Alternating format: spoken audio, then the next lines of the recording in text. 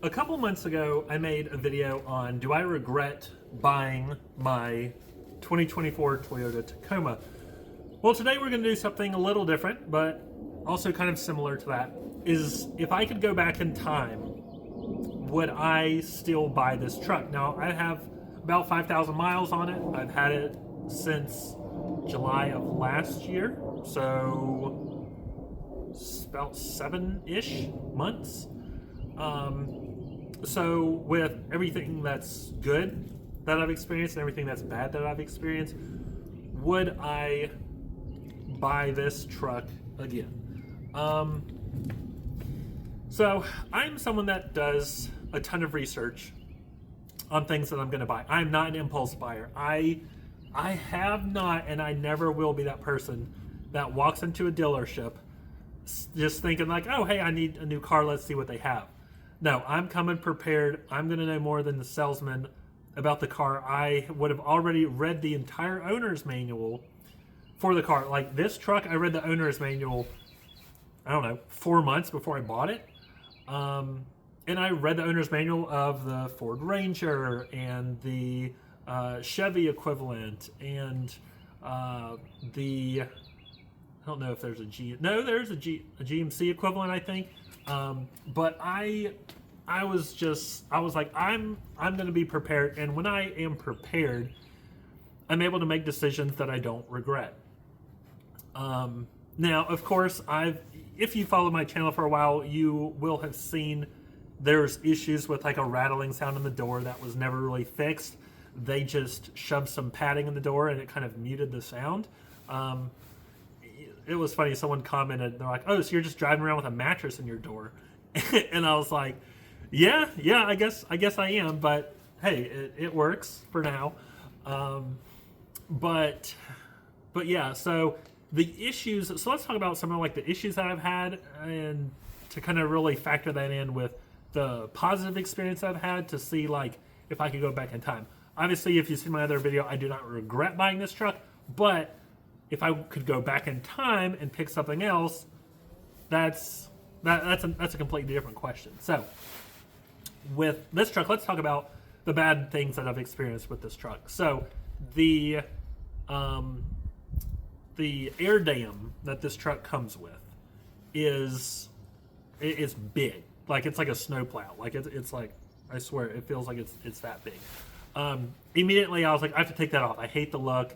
Some people like it, not me. I don't care if I get worse gas mileage. That is hideous. Some people have literally just sawed it in half. But when you take it off, it creates a whistle noise. Now, I know that's, if you take the hood off your car, it's also probably going to make a weird noise it's not supposed to because it wasn't designed for the hood to be off of it. So this isn't something that I'm bashing on Toyota for. But there's a whistle sound, and then I do have a video where I found the fix for it. You just put some plugs in the control arms, which I have links to those plugs and that kind of stuff in those other videos. So there is a fix for it. So that was kind of an annoying thing. Like I took it off, then it made a whistle sound, then I had to put it back on until I could research what was the fix for it and all that fun stuff. So it did kind of work out. Another thing was the door rattle.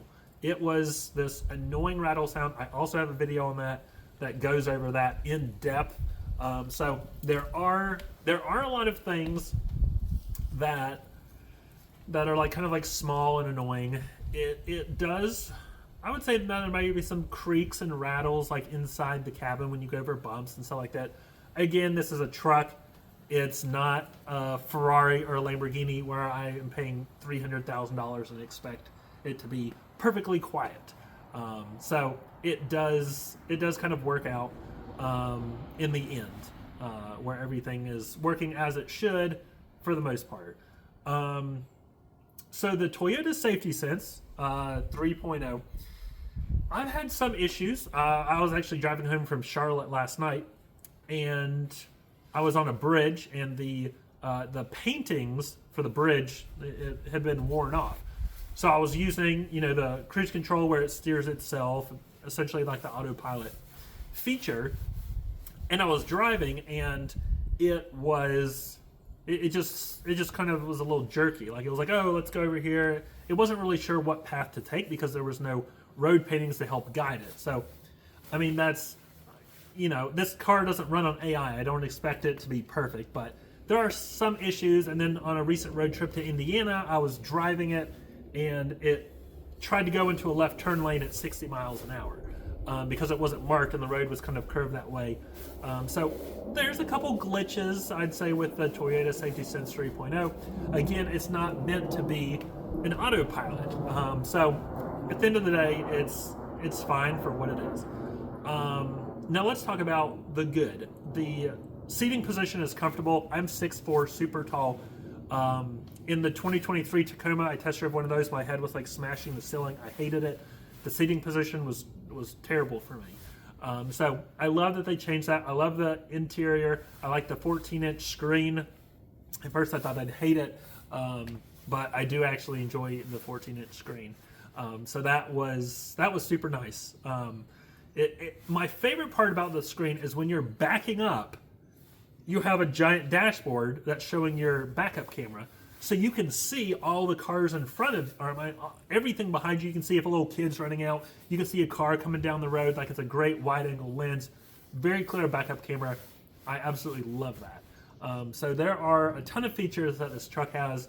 The headlights are good. The way to adjust them is easy.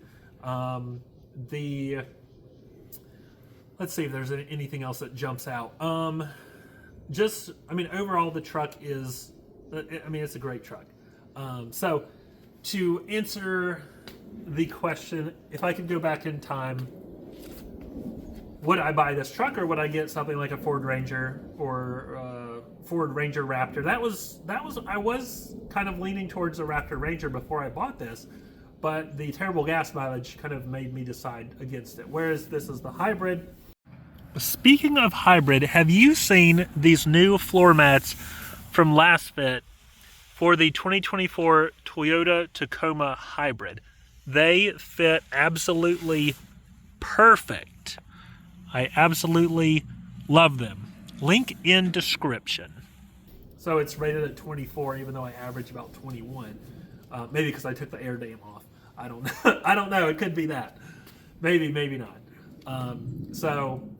And another thing is, because of this truck, I was able to create this YouTube channel and be able to make money through sponsorships and ads and stuff like that. So there's been a lot of positive things that have come of me buying this truck.